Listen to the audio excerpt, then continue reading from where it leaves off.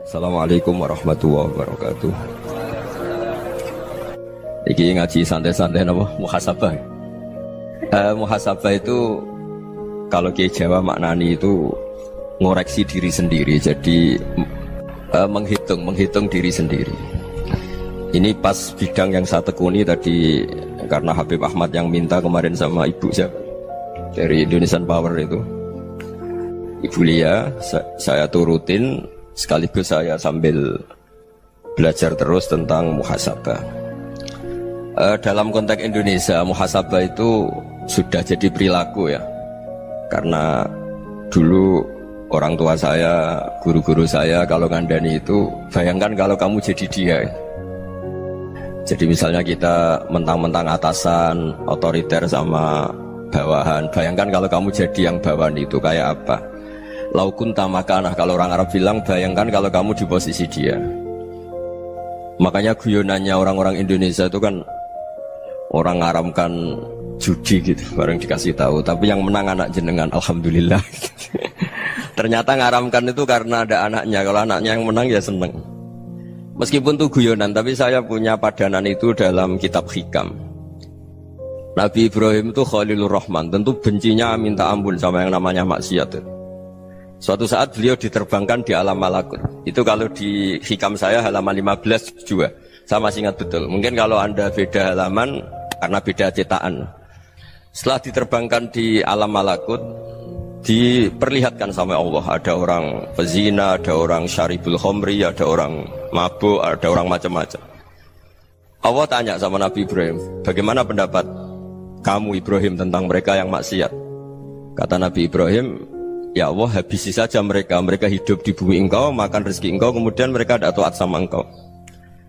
Singkat cerita di fase itu, saya ulang lagi di fase itu, Allah nurutin sampai sekian peristiwa, mungkin 3 atau 4. Sudah, setelah sekian tahun Nabi Ibrahim lupa peristiwa itu, kemudian beliau diminta menyembelih anaknya. Ini versi kitab Hikam.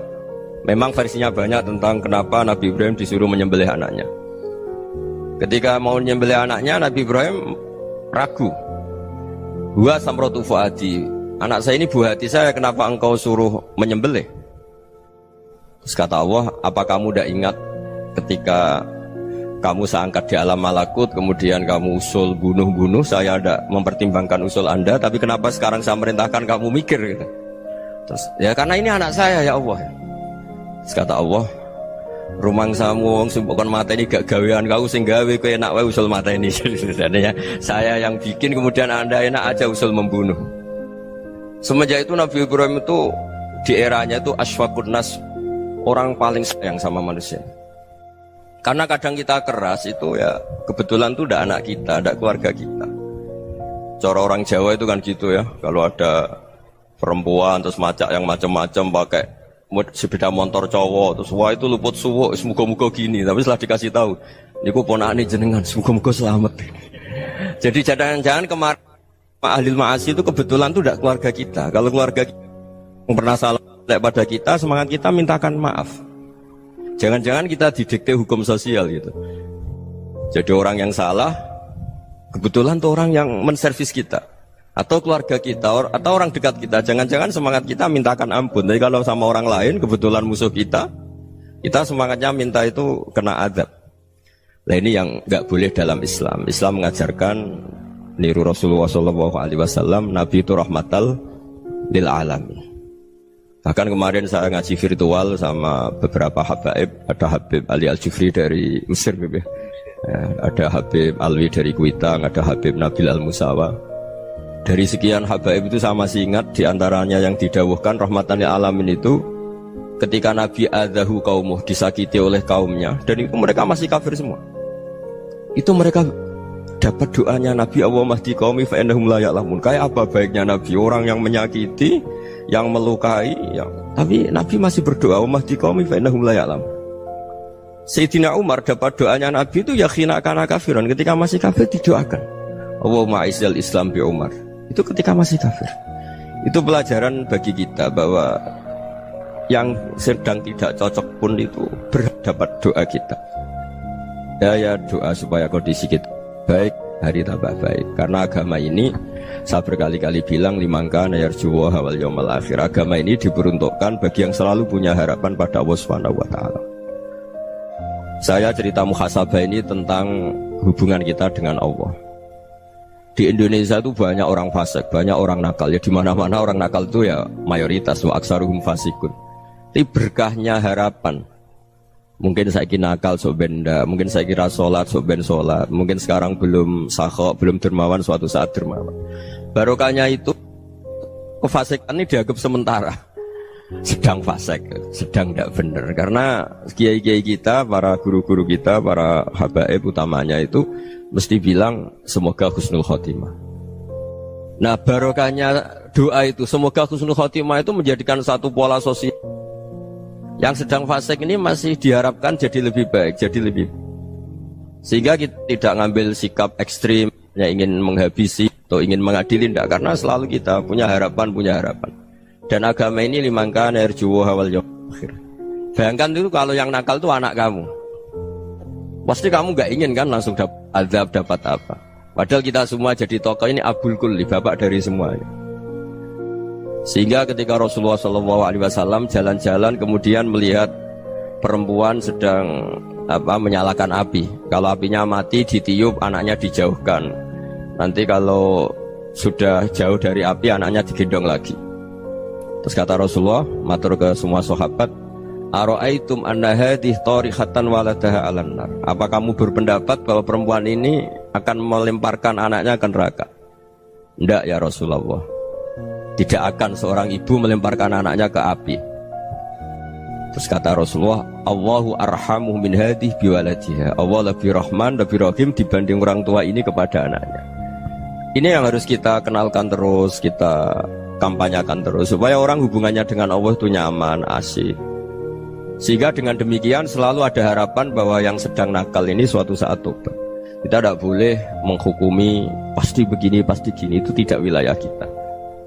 Itu juga yang dicontohkan Rasulullah SAW. Secara lahir Nabi itu nggak berkenan sama Wahsy, karena Wahsy itu salahnya salah fatal karena membunuh ahabban nasi ila Rasulillah, yaitu membunuh Sayyid Hamzah. Jadi ketika Wahsy tobat, Nabi itu nerima tobatnya. Dan ketika beliau dengan basariyahnya nggak siap ketemu Wahsy karena harus ingat Sayyid Hamzah, basariyahnya diturutin. Oke, kamu iman saya turutin, tapi jangan sering ketemu saya. Karena kalau ketemu kamu saya masih ingat sama paman saya Sayyid Hamzah. Kita bisa ngelola seperti itu. Kita tidak cocok sama orang, bagaimanapun mereka umat Rasulullah SAW, kita tetap mencintai mereka. Misalnya kalau beda agama, mereka sama-sama orang Indonesia, kita mencintai mereka atas nama warga Indonesia. Tapi kalau misalnya potongannya ora cocok, beda kultur, bawaannya itu mangkelno cara Jawa, ya bisa diilmoni, jangan ketemu. Wong sudah tidak cocok, ingin ketemu nyari solusi. Roh ini tok seneng itu kan ya repot itu. Ya sudah kalau nggak pati cocok ya jangan sering ketemu. Dan itu kita bisa memanage seperti itu tuh bisa. Saya berkali-kali cerita tentang Imam Syafi'i. Kalau dikasih tahu ya Imam Abu Abdillah, panggilannya Imam Syafi'i, tetangga anda ini ternyata banyak yang nggak senang anda. Jawabnya beliau senang. Ya bagus kalau nggak senang saya, ndak utang saya katanya. Jadi gara-gara saman seneng aku ngatur aku ini kan. Dan mungkin saman rasa seneng kan ya enak. Jadi hidup itu dianggap happy. Kalau seneng ya teman silaturahim, kalau nggak seneng ya nggak bakal utang gitu. Baru kayak seneng itu nggak ganggu. Gitu. Jadi dulu itu orang bisa ngelola seneng tidak seneng itu bisa. Karena ada kearifan hubungan dengan Allah Subhanahu wa taala. Hidupnya selesai karena masyghul bi dzikrillah, mereka sibuk dengan Allah. Makanya kata ulama-ulama tasawuf, kamu jangan melihat manusia perilakunya, tapi kamu juga harus ingat yang gerakkan semua itu Allah Subhanahu wa taala. Dengan demikian kita farah, kita senang. Makanya Nabi kalau ngutus Anas bin Malik kemudian nggak kesampaian yang diinginkan karena Anas main. Ketika garwa-garwani Nabi agak tersinggung, Nabi andaikan Allah menghendaki yang saya inginkan kesampaian, pasti itu kesampaian. Jadi dianggap kegagalan Anas gak manggil yang dituju Nabi itu ya kersane Allah, ya enteng saja. Sayyidina Ali lebih parah lagi yang dialamin. Itu dalam beliau kalau dipanggil itu gak cepet-cepet ke sana. Ketika ditanya, kenapa kamu tak panggil gak cepet ke saya? Amin tu ukubatak, karena aku tahu engkau orang baik. Orang baik itu pemaaf.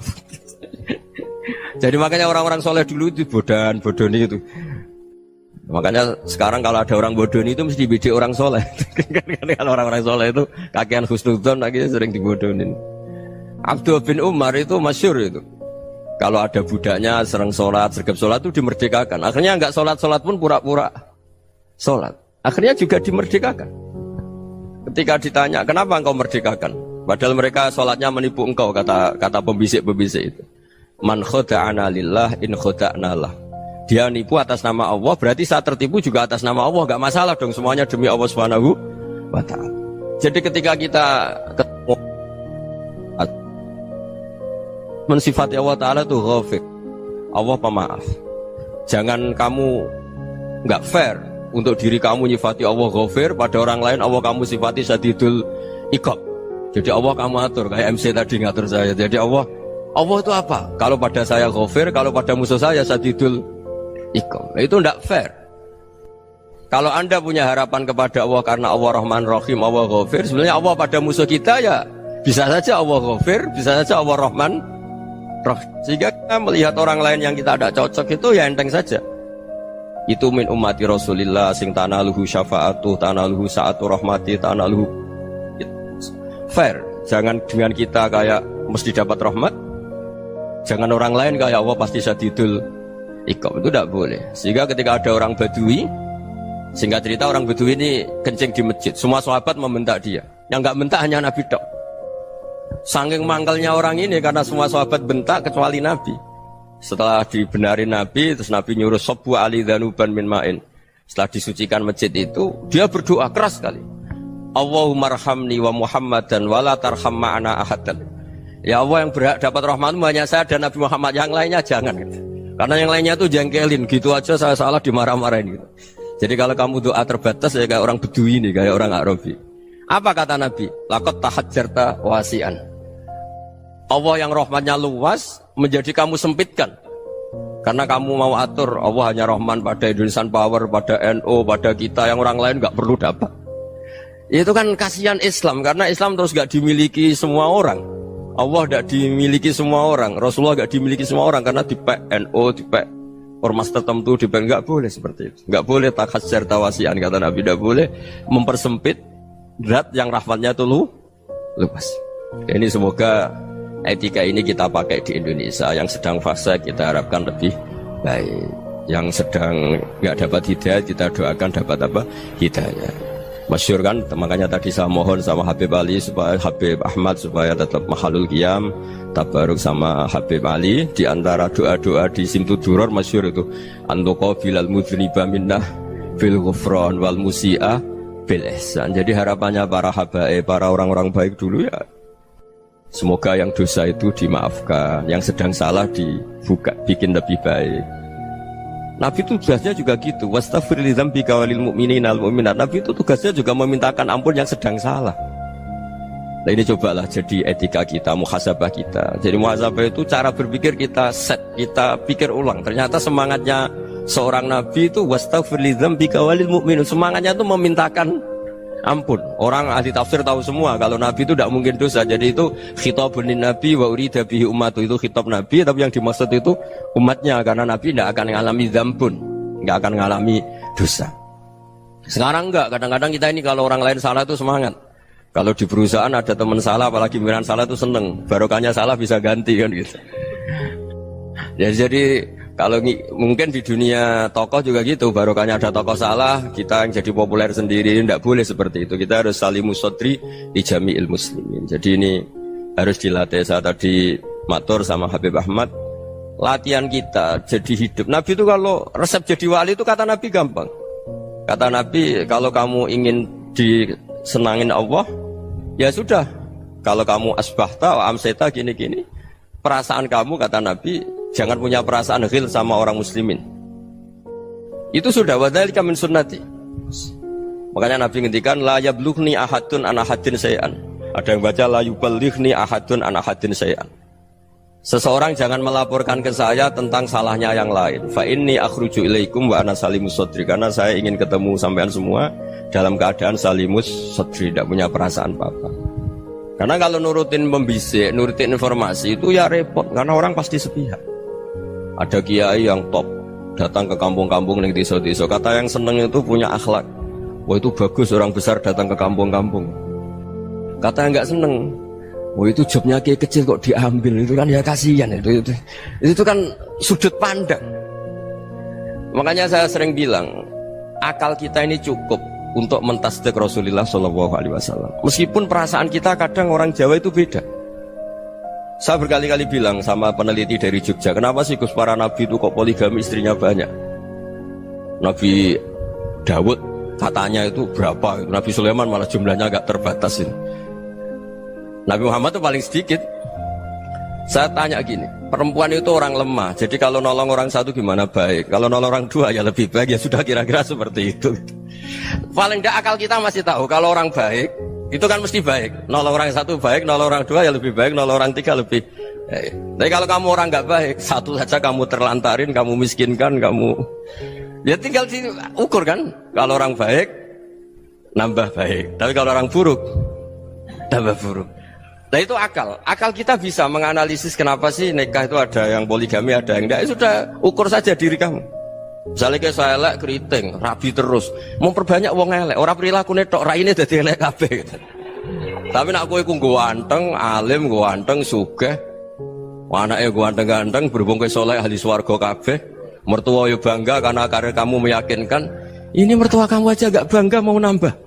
Ipar gak bangga, mertua gak bangga, desa kamu yang kamu wayai juga gak beda dengan Nabi ketika nikah Juwairiyah itu gak ada pernikahan sebarokah Nabi dengan Juwairiyah itu Azharu Rasulillah. Di situ habis perang banyak tawanan, gara-gara jadi besanya Nabi langsung dibebaskan semua karena Azharu Rasulillah. Sekarang besanya Kanjeng Nabi. Dulu Abu Sufyan memangkalnya bukan main sama Nabi, gara-gara putrinya dinikah terus langsung jadi. Kalau kamu kan enggak, nikah satu, nikah lagi, satu kampung musuh kamu karena istri pertama ya cemburu, yang kedua agak bangga. Wah itu selesai itu di dunia wal akhirah. Maksud saya nganalisis Islam itu harus pakai akal. Dan akal yang dipakai, ini saya bawa ke kitab Ihya, adalah pikiran-pikiran para ulama. Makanya ketika Imam Ghazali ketika ditanya fakaifa bi muslimin fasikin asawwaha fi jami'i amri, kalau kalian ketemu orang fasik, orang Islam tapi fasik, perilakunya nggak ada yang benar. Kata Imam Ghazali jawabnya lucu, aneh. Ma min muslimin illa wa islamuhu ta'ah. Tidak ada orang Islam kecuali dia mau Islam, membenarkan Allah dan Rasul itu sudah taatnya dia. Kok kamu tidak bisa melihat taatnya dia? Dia pikirannya kan ini pemabuk, ini tukang apa. Tapi kata Imam Ghazali, sebenarnya kamu masih bisa berpikir positif. Ma min muslimin illa wa islamuhu ta'ah. Tidak ada seseorang Islam ketika dia milih Islam itu pasti ada taatnya, yaitu tasdik pada Allah dan tasdik kepada Rasulullah SAW. Jadi dengan pola seperti itu, maka di antara guru-guru kita yang modern ya di era Mbah Maimun, di sini ada Habib Ahmad, Habib Salim, syair yang sering dibaca beliau adalah ada orang munajat sama Allah. Ini cerita munajat. Itu orang itu ngendikan gini, ana muznibun, ana mukhtiun, ana asi, huwa rahimun, huwa ghafirun, huwa afi. Ya Allah, saya mukhti, saya orang yang salah. Ana muznib, saya orang yang dosa. Ana asin, saya sering maksiat. Tapi engkau ya Allah, engkau ghafir, pemaaf. Engkau rahim, maha pengasih. Engkau afin, yang mudah memaafkan. Kata orang ini, ya agak kurang ajar, tapi saking senengnya sama Allah. Qobal tuhunna salasatan bisalasat. Ya gini saja ya Allah, sifat engkau diadu dengan sifat saya. Engkau Tuhan, Gusti, nggak boleh kalah katanya. Terus wasatah liban ausofu ausofi, dan engkau pasti pemenangnya gitu. Jadi ada orang rayu Allah dengan cara seperti itu ya ada ya. Saya ini manusia, salah saya banyak. Engkau ampunannya banyak. Engkau Tuhan, Gusti, nggak boleh ampunan Anda, ampunan engkau kalah dengan salah saya. Nggak boleh Tuhan kok kalah. Jadi untuk supaya orang punya harapan gitu. Banyak juga wali-wali yang jadab ketika datang ke makam Rasulullah SAW. Itu kalau dongo ya agak kacau sebetulnya, cara syariat agak kacau. Ya Allah, engkau punya dua pilihan. Jika engkau menjadikan saya soleh, surah habibu, yang senang kekasihmu, yaitu Rasulullah SAW. Tapi jika engkau menjadikan saya fasik, surah aduh, yang senang itu setan. Monggo jenengan mau menyenangkan kekasih jenengan, mau menyenangkan musuh jenengan, monggo jenengan bebas kok memilih. Mestinya Allah ya senang menyenangkan kekasihnya. Jadi ya, intinya Allah dipaksa untuk menjadikan dia orang soleh gitu. Jadi kayak kemarin itu Pak Gus siapa yang kesini itu kuliah ke sini itu sama Habib Ahmad. Saya pertama nggak mau, lama-lama Habib Ahmad. Ini gimana Gus? Orang taunya saya dekat jenengan, kalau nggak kasil saya waduh. Ini kayak doanya wali yang tadi. Nggak punya pilihan, nggak ada pilihan ini. Jadi saya mohon muhasabah itu dimulai cara berpikir.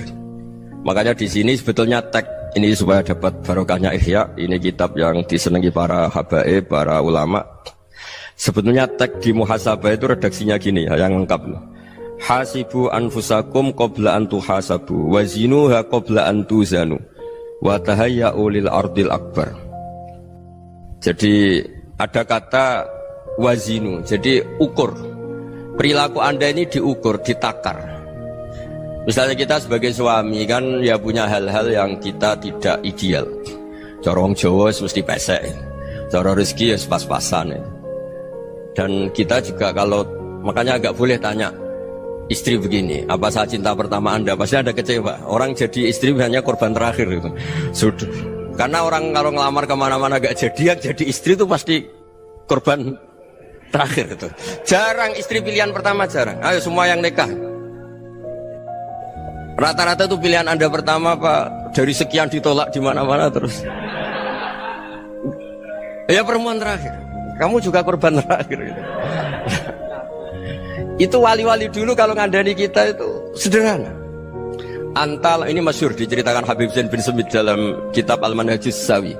Antalam tajid min nafsika kullama turid. Fa kaifa turidu min ghairika kullama turid. Kamu yang ingin ideal saja kamu tidak menemukan pada diri kamu untuk menjadi ideal. Kamu kan ingin ganteng, ingin punya uang banyak, ingin perilaku Anda sempurna. Anda saja yang punya keinginan tidak bisa mewujudkan keinginan Anda sendiri. Fakaifa turidu min ghairika ma turid. Jadi antalam tajid min nafsika kullama turid. Fakaifa turidu min ghairika kullama turid. Kamu yang punya keinginan saja. Misalnya saya ingin punya uang banyak, perilaku saya selalu benar, gak pernah salah. Loh, saya yang ingin saja dengan diri saya gak bisa untuk benar terus. Kok kamu berharap orang lain selalu benar? Jadi antalam tajid ya sama. Kalau kamu menuntut istri kamu itu ramah, neriman, apa kamu neriman sama wajah istri Anda gitu? Engkau ya pola neng dindi jajaki sana jajaki sini, kamu sendiri tidak tahu apa. Jadi itu nasihat yang luar biasa. Antalam tajid min nafsika kullama turid, fa kaifa turidu min ghairika kullama turid. Kamu mau menghormati semua orang? Tidak mau kan? Kemudian Anda berharap semua orang menghormati kamu. Kamu tidak ingin kan orang lain semua menghujat kamu. Sementara kamu enak aja menghujat orang lain. Makanya Rasulullah SAW luar biasa ketika bikin kaidah sosial. Apa la yu'minu ahadukum hatta yuhibba li akhihi ma yuhibbu li nafsihi. Jadi kalau ukuran iman itu sederhana. Kalau sesuatu itu baik, nyaman bagi Anda ya bayangkan itu pada teman Anda. Misalnya Anda bangun tidur sudah acak-acakan, gak punya uang, utang jatuh tempo, kan gak ingin ketemu orang. Ya kamu jangan bertamu ke jenis ini, karena dengan kamu yang alami juga gak siap ketemu orang. Makanya ada Habib Alim itu dilapuri sama seseorang. Beb, dulu teman saya itu ketika saya kaya itu sering main ke saya. Setelah saya miskin, mereka tidak main ke saya. Kata Habib itu bagus, sunnaul begitu itu bagus. Coba kalau kamu dulu kaya, teman kamu main kan kamu gaya. Di rumah ada makanan, bisa hormat tamu. Setelah kamu miskin jadi buruh manol di pasar atau buruh bikin boto, teman kamu datang, malu enggak kamu? Mendingan enggak datang gitu. Akhirnya baru, oh ya alhamdulillah kalau gitu. Loh iya kan dulu teman kita datang, kita ada Alphard, istri cantik, rumah bagus. Lah kita miskin, buruhnya orang pas dibentak-bentak, teman kamu udah datang. Milih datang apa enggak kalau setelah kamu jatuh? Enggak kan? Jadi barokahnya ilmu itu terus. Ya, tapi kadang-kadang orang tuh, wah setelah saya miskin teman-teman enggak kasih ke sini. Ya kalau kamu sudah jatuh, teman-teman kamu di situ jadi tontonan. Ya mulai sekarang cara berpikir itu dirubah. Dulu yang namanya kiai itu kalau diundang orang itu ya agak-agak senang. Semenjak saya itu agak rubah. Mengundang kiai, ngatur kiai itu tak haram-haramkan ya ada lumayan lah, sekarang itu sudah mulai agak beretika. Dulu itu ngundang tuh tanggalnya ditentukan, jamnya ditentukan. Oh, enggak mikir apa kiai saat itu nganggur, enggak. Punya wadifah, enggak. Dia milih tanggal yang dia nganggur, enggak mikir pas itu kiainya nganggur apa, enggak. Ya saya hanya cerita aja, kamu tersinggung ya monggo, boten ya monggo itu kan. Jadi saya mohonlah supaya tadi saya juga matur ke Habib Ahmad. Jadi untuk orang merasa ikut sunnah Rasul itu gampang sekali kata Sayyid Muhammad. Dulu Nabi berpakaian ala daerahnya. Kalau mikot ya pakai mikotu baladi. Karena Nabi orang Madinah dan beliau berdomisili di Madinah, ya misalnya mikotnya dari Bir Ali misalnya. Tapi kalau Anda orang kawasan Tanim mau umrah ya dari Tanim. Misalnya kawasan Jirona ya dari Jirona. Artinya apa? Kamu ngambil mikot karena Nabi mikot misalnya dari Bir Ali, bukan berarti kamu harus seperti Nabi di Bir Ali. Kamu orang Mekah, misalnya kamu orang Tanim, orang ya harus dari mikot itu apa? Baladi. Sama, makanya di fikih-fikih itu kalau tahnik anak, Nabi orang Arab, halawiyatnya kurma ya kurma. Kalau orang Jawa sedegan, semua bodoh-bodoh. Ya bodoh-bodoh manis. Jadi ini tabaruk sama Sayyid Muhammad, ini ada murid beliau Habib Ahmad, saya baca supaya orang itu merasa ikut Nabi itu gampang sekali. Ini saya baca ya di halaman tadi disaksikan Habib Ahmad 433 di kitab apa begini? Manhajus Salaf fi Fahmin Nusus. Itu kata Sayyid Muhammad, wa kanat sunnatu Rasulillah annahu yat'amu ma yajiduhu fi ardi wa yalbasu ma yajidu wa yarkabu ma yajidu mimma abahu Allah taala. Faman istamala ma yajiduhu fi ardi fa huwa al-muttabi' lis-sunnah. Kama anau hajjal baita min madinati, faman hajjal baita min madinati nafsih fa huwa al-muttabi' lisunnah wa illam takun hadhil madinatu tilka. Jadi intinya misalnya Nabi dulu itu ngasih sedekah kepada fakir miskin ya pakai dinar, dirham. Ya kalau orang misalnya sedekah pakai rupiah ya sudah ikut sunnah Nabi. Jangan lu Nabi pakai dinar loh, kamu kok pakai rupiah. Dulu dinarnya Nabi udah ada tulisannya Bank Indonesia, kamu kok ada tulisannya Bank. Ya tidak ada seperti itu. Ya jadi misalnya Nabi sedekah pakai tamar atau pakai al-aqid, ya kita pakai beras, pakai apa, supaya orang tuh bahwa Rasulullah itu milik kafatal linnas, milik semuanya, sehingga merasa ikut sunnah Nabi itu ya semuanya. Makanya dulu Mbah Mun kalau motivasi saya supaya bombong, kalau orang Jawa bilang bombong, wong Jawa mesti ono wong alim. Beliau menyontohkan mas itu Mbah Fadol, Senori, Mbah Ihsan Jambes, itu bisa ngarang-ngarang kitab luar biasa, padahal beliau bukan orang Arab. Imam Sibawai itu orang Persia, Imam Ghazali orang Tus itu juga ikut Persia. Kata Mbah Mun, wong sing ora Arab lah mesti untuk jatah alim kata beliau, karena Nabi itu diutus kafatal linnas. Nanti kalau orang yang alim itu Arab tok, berarti tidak ada perwakilan dari Afrika, dari Asia Tenggara, dari mana-mana. Makanya karena Nabi statusnya itu kafatal linnas. Jadi kita harus bangga sebagai Muslim, sebagai orang Indonesia, karena misalnya Wali Kutub dulu terkenalnya hanya ada di Yaman, di mana. Ternyata pernah ada juga di Indonesia, dan seperti Habib Abu Bakar Segaf Gresik. Jadi ya akhirnya kan tetap orang Indonesia, meskipun beliau zuriyah Rasul kan ya sudah orang apa? Orang Indonesia. Zuriyahnya Habib Ali Simtuduror sekarang di Solo. Jadi Indonesia juga dapat Alawin banyak, dari Sadatin Al-Alawin juga banyak. Jadi saya mohon barokahnya ngaji seperti ini. Melihat orang lain tuh gampang, bayangkan tuh kalau anak kamu. Makanya Nabi, nanti kalau nggak percaya lihat di Hikam nomor 15 di kitab saya itu. Di situ dijelaskan oleh Hikam, jangan-jangan semangat Anda pada orang yang maksiat, pada orang yang keliru supaya dihukum itu karena kebetulan itu udah anak Anda, itu udah keluarga Anda. Coba kalau itu keluarga Anda. Makanya kalau saya guyonan di Jogja itu, ada pembantu mecahkan piring terus dimarahi majikannya, saya mesti guyon gitu, pasti itu pembantunya tidak cantik. Kok bisa Gus? Andai kan cantik dan kamu senang mecahno piring satu, piring 1000 ora iso ngamuk. Ternyata ngamuknya tuh karena mecahkan piring apa karena plus tidak cantik? Coba jawab para lelaki nih. Kamu marah sama orang maksiat tuh karena maksiat, karena plus itu udah anak Anda. Bayangkan kalau itu anak Anda.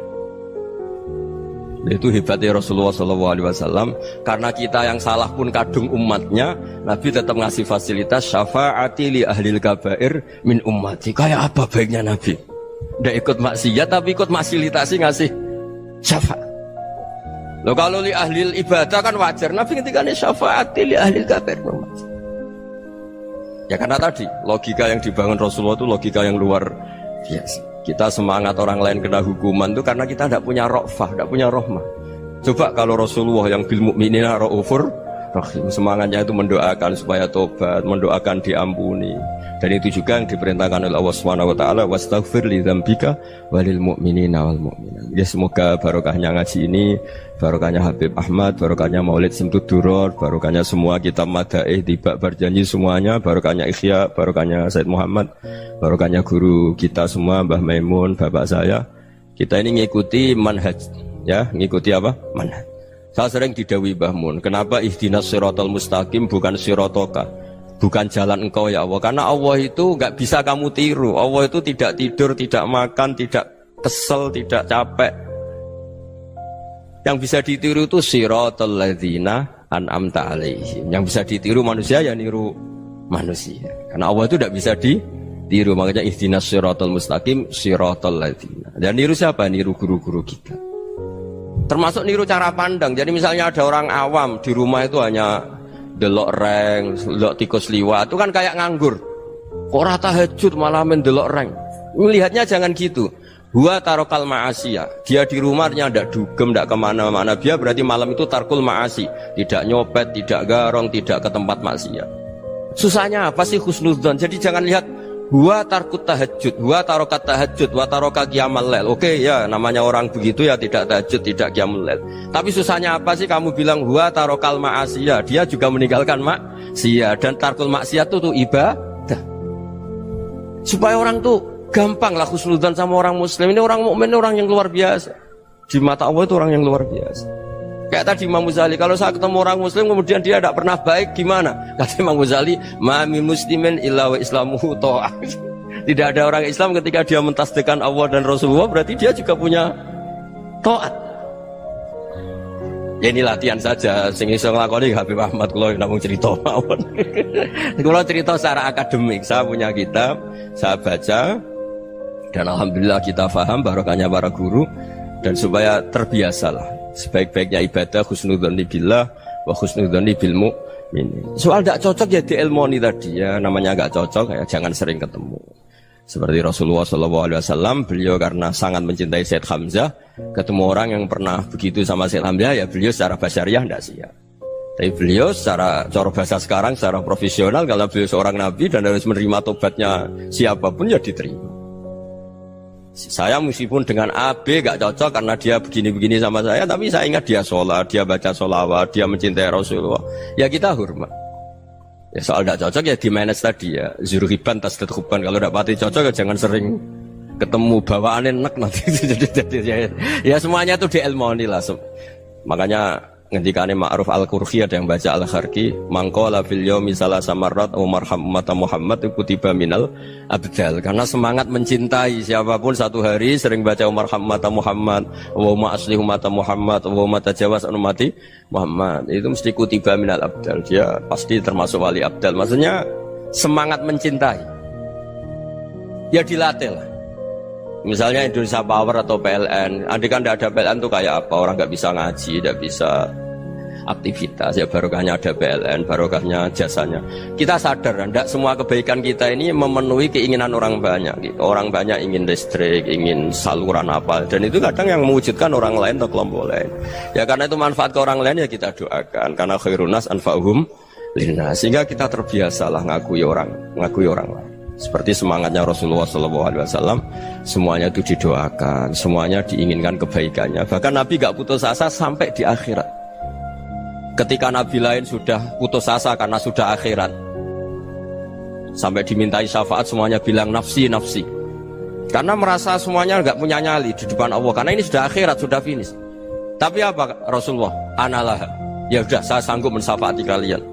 Terus kata Nabi, fa'atiyal arsya, saya mendatangi aras, fa'akhirru lahu sajidan, saya sujud, wa ahmaduhu bima hamida allamaniha rabbi. Kemudian saya tetap muji Allah dengan pujian yang terus menerus. Padahal sudah di akhirat, sudah finish. Nabi dimintai syafaat masih sanggup, karena Nabi tahu akhirat tidak bisa mendikte Allah, tidak bisa. Allah terus bilang, ya Allah ini akhirat loh, engkau sudah tidak boleh mensyafaat, tidak bisa. Allah tidak bisa diganggu akhirat, Allah tidak boleh dibatalkan rahmannya oleh akhirat. Allah tetap Rahman Rahim abadal abad. Dan Nabi tahu itu. Makanya kata para ulama, fa Muhammadun ahmadu min ghairihi. Jadi Nabi Muhammad namanya dua yang terkenal. Sebenarnya banyak yang terkenal dua, Muhammad sama Ahmad. Ketika Nabi punya nyali memuji Allah di akhir akhirat atau sudah di akhirat itu fa Muhammadun ahmadu min ghairi. Ketika Nabi lain sudah tidak punya nyali muji Allah karena sudah akhirat, Nabi Muhammad tetap berani muji Allah di saat seperti itu. Makanya ahmadu di situ kata ulama itu af'al tafdil, fa Muhammadun ahmadu min ghairi. Kanjeng Nabi lebih memuji Allah di saat yang Nabi lain sudah tidak punya nyali untuk muji Allah di saat itu. Makanya kata Nabi fa akhiru lahu sajidan wa ahmaduhu bi mahamida 'allamaniha rabbi. Akhirnya setelah lama gitu terus Allah ngendikan ya Muhammad irfa' ra'sak wasal tu'tah wasfa' tusyaffa. Sudah Muhammad, angkat kepala kamu, kamu minta apa saya turutin, dan kalau kamu ingin mensyafaati umatmu saya beri hak napa? Syafaat. Nah, semoga semangat itu juga menjadikan kita munajat bahwa rahmat Allah tidak terbatas, harapan juga tidak terbatas. Mungkin yang sedang nakal ya kita katakan sedang, jangan terus kamu pastikan wah ini mesti suul khotimah, mesti tidak orang baik. Ndak, agama ini liman kana yarjuwa wal yaumal akhir, selalu bagi yang punya harapan. Ya, mugi-mugi dapat barokah semua. Mantu dengan kata wassalamualaikum warahmatullahi wabarakatuh.